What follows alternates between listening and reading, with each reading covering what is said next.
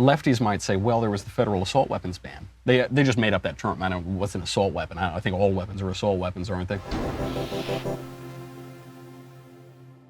So we see this trend broadly by your count, anywhere from 10.2 to 10.8 willful killings per 100,000 people in 1980. Number way down, drops by 50% just from 93 to 2013, just within those 20 years.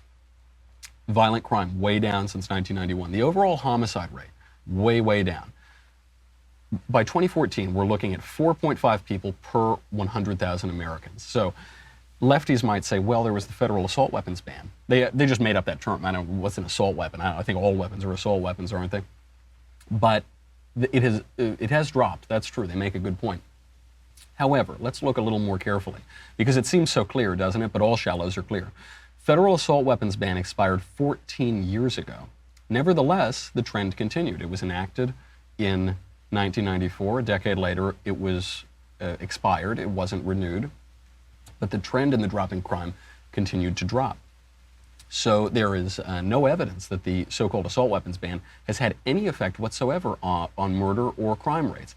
Even the Washington Post admits this, by the way. So even the Washington Post, where democracy dies in darkness, admits on the Wonk blog in a piece in 2015, we've had a massive decline in gun violence in the U.S. Here's why.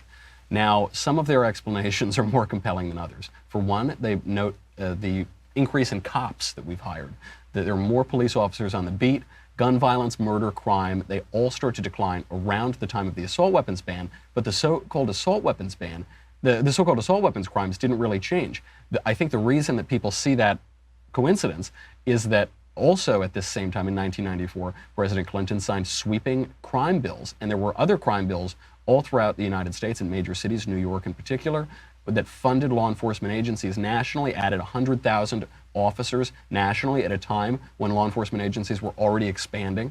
Economist Stephen Levitt estimates larger police forces reduced crime by 5 to 6%. Gun violence declined with crime generally at this point.